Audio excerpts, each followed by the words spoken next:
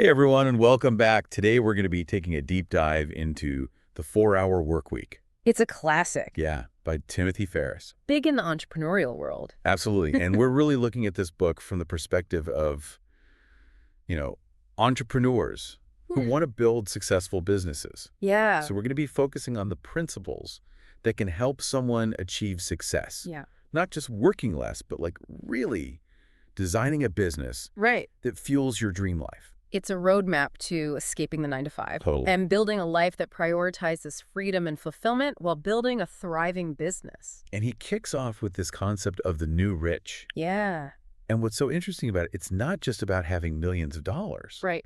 It's about something much more powerful. Yeah, it's a mindset shift. Totally. The new rich, or NR as Ferris calls them, are all about designing a lifestyle that allows them to enjoy the rewards of their work right now, Right. not decades down the line. I love that. It's like, think about Olympic skier Dale Beggsmith, oh yeah. who built a successful online business while training and competing at a world-class level. Wow, what a great example. That's the both-hand mentality that Ferris champions.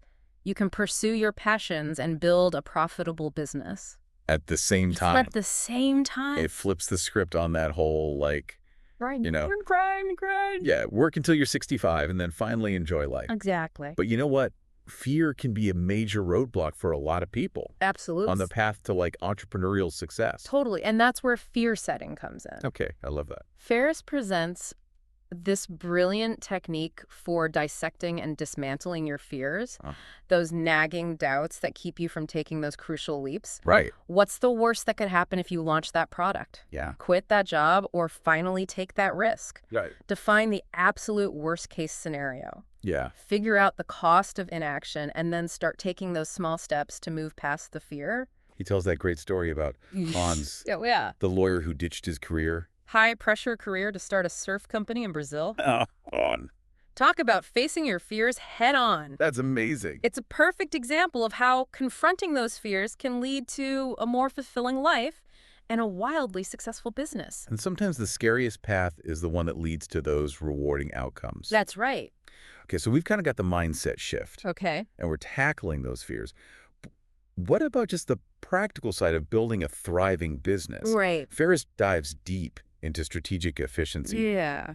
And one of the things that he highlights is the 80-20 rule. Yeah, the Pareto principle. Now, I know a lot of you listening are probably familiar with this concept. Right. The idea that 20% of your efforts yield 80% of your results. Exactly. But he takes it a step further Yeah. by encouraging us to really analyze our businesses and figure out, those crucial tasks that are truly moving the needle. It's about ruthlessly eliminating Oh, yeah. or delegating everything else. I love that. By focusing your energy on that vital 20%, you can unlock a level of productivity and effectiveness that simply wouldn't be possible if you were trying to do it all. It's about working smarter, not harder, Yeah. which any entrepreneur loves to hear. Of course. Another principle I really resonated with was Parkinson's law.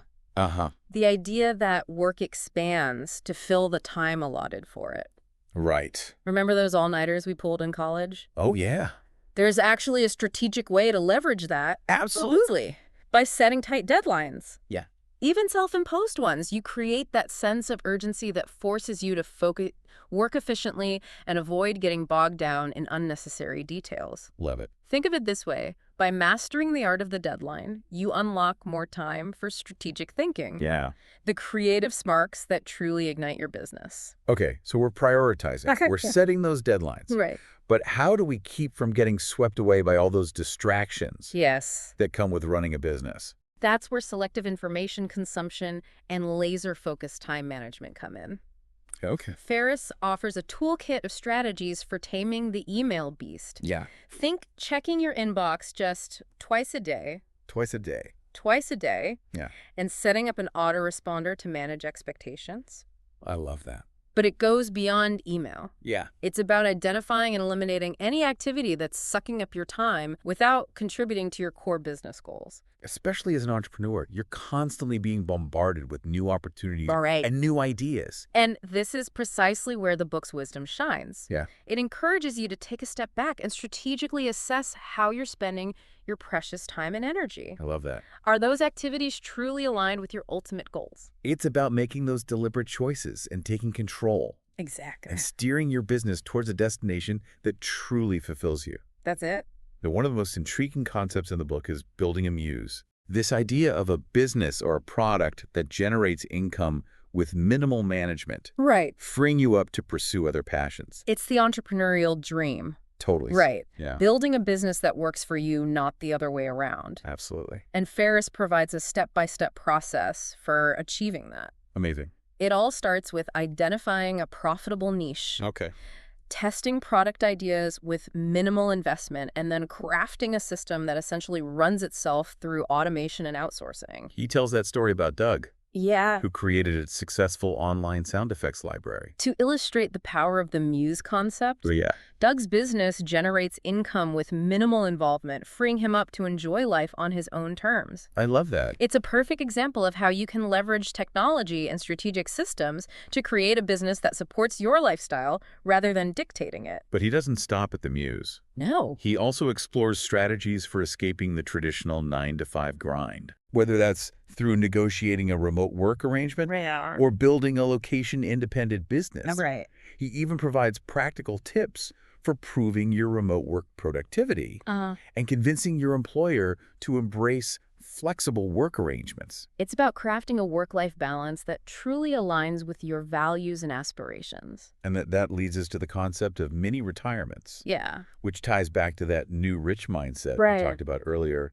Instead of deferring your dreams until some distant retirement date, Right. he encourages you to take regular breaks Yes. from work Yeah. to recharge, pursue your passions, and experience those rewards That's it. of your hard work right now. It's about injecting those moments of adventure and fulfillment into your life today. He even shares practical advice on planning and financing these mini retirements. Oh, yeah. From travel hacking techniques Yeah. to creative ways to reduce your living expenses. It's about breaking free from the traditional script and designing a life that truly reflects your values and priorities. It's about recognizing that life is too short to put your dreams on hold. Couldn't agree more. This has been a fantastic dive into the first part of the 4-Hour Workweek. Yeah, we've covered a lot. We have. From the power of the new rich mindset to the strategic brilliance of fear setting, the 80-20 rule, Parkinson's law.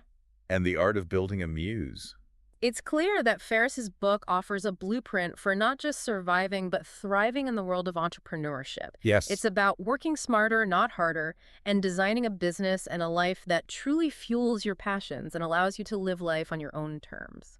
So what stands out to you so far? What resonates with me most is how Ferris seamlessly blends those mindset shifts Yeah. with actionable strategies. Yeah. It's not just about thinking differently. It's about taking those thoughts and transforming them into concrete actions Absolutely. that can revolutionize your business and your life. It's about empowering entrepreneurs to create a life of freedom, fulfillment, and impact. That's right. And we'll be back soon to explore even more powerful principles and strategies from the 4-Hour Workweek. Absolutely. See you then.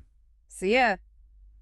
Ready to dive back in? Yeah, let's uncover some more gems. From Ferris's playbook. Last time we left off talking about the muse, Right. this idea of a business that can generate income with minimal management, giving you that freedom to pursue those other passions. Right. It sounds incredible, It does. but how do you make it happen? Right. Ferris doesn't just dangle the dream. He gives you a step-by-step guide to make it a reality. I love that.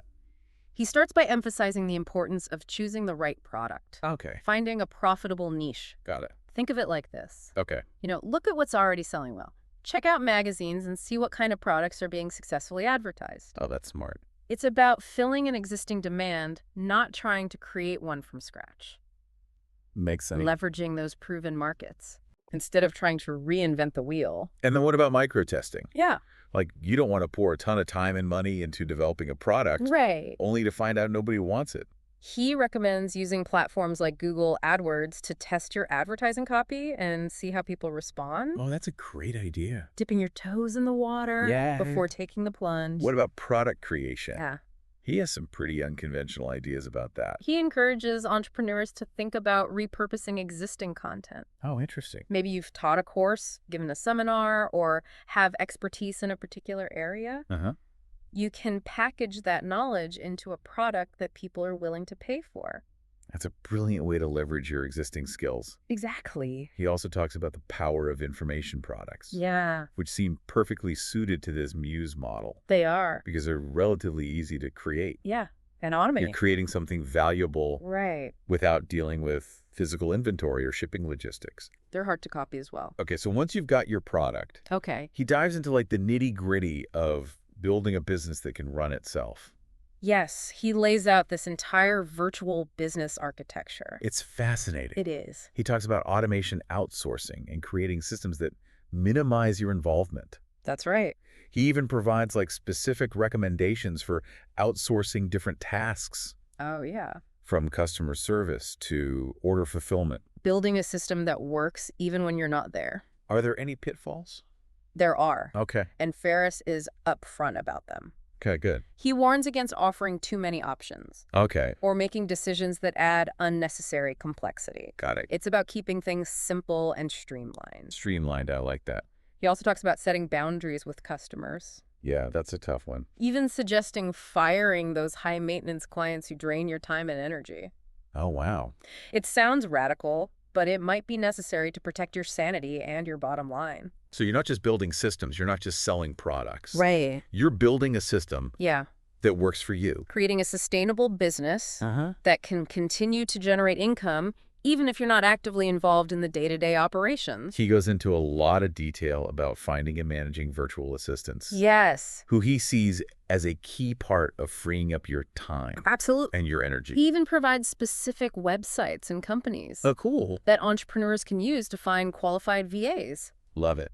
But it's not just about finding cheap labor. It's about building a collaborative relationship Right. with people who can help you achieve your goals. It's a team, It is. even if it's a virtual one. He stresses the importance of being clear about your expectations, Oh, for sure. providing detailed instructions, and treating your VAs with respect. It's a relationship. It is. Okay, let's shift gears a little bit. Okay. Talk about escaping that 9-to-5 grind. Yeah. Ferris offers some pretty bold strategies for negotiating remote work arrangements, He does. or even building a business that doesn't require you to be tied to a specific location. He provides concrete steps I love that. for demonstrating your remote work productivity and persuading your employer to embrace flexible work arrangements. That's so key. He calls this eliminating yourself from the business, Interesting. creating a system that can run without your constant presence. And he shares some really inspiring stories He does. about entrepreneurs who have successfully transitioned to remote work or built location-independent businesses. Remember Sherwood? Oh, Who yeah. negotiated a remote work arrangement so he could travel to Oktoberfest in Germany? That's amazing. And the musician who moved his entire business online to spend more time with his family and focus on his music. It's about aligning your work with your life, That's it. not the other way around. Exactly. But escaping the 9-to-5 is just one piece of the puzzle. Right. He also emphasizes those mini retirements, Yeah. taking those regular breaks from work. To recharge and pursue your passions. He even offers tips for planning and financing these extended breaks. He does. He talks about using travel hacking strategies to get cheap flights and accommodation renting out your home, Yeah. even selling your belongings to free up cash Right. and minimize expenses while you're traveling. It's about being resourceful Yeah. and making your money work for you.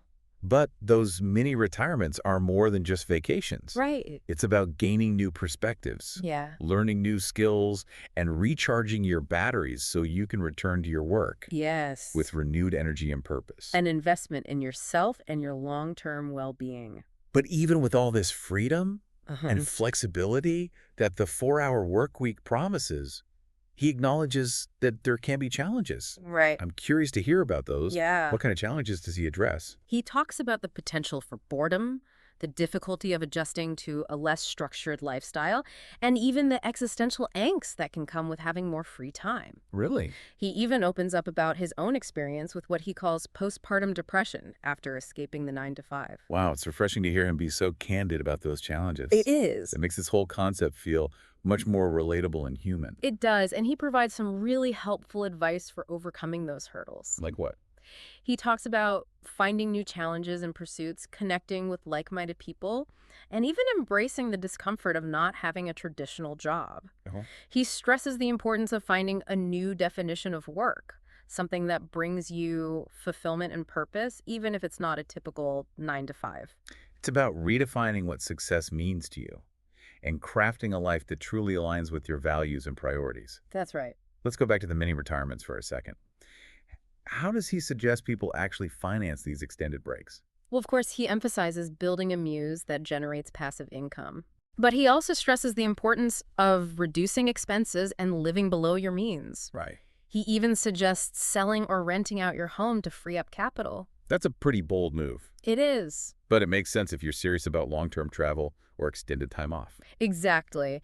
And he also recommends using travel hacking strategies to get cheap flights and accommodation. Yeah, I love those travel hacking tips. He's all about finding creative ways to stretch your budget and get the most out of your money. He even suggests bartering your skills or services for housing or other travel expenses. That's right. It's about being resourceful and thinking outside the box. Okay, so once you have the financial side figured out, Right. he dives into the nitty-gritty of planning your escape. He provides a detailed checklist of things to do before you hit the road. What kind of things? He talks a lot about automating as much of your life as possible. Okay, Things like setting up automatic bill payments and email filters. makes sense. That's essential for minimizing distractions and ensuring that things run smoothly while you're away. Okay. He also recommends streamlining your belongings and adopting a minimalist mindset. He even has a packing list that fits into a carry-on bag. He does. It's amazing how much he's able to pare down his essentials. It's inspiring. It is. It challenges us to rethink what we truly need and to detach ourselves from material possessions. So it's not just about escaping work. It's about escaping the clutter and distractions of modern life. Precisely.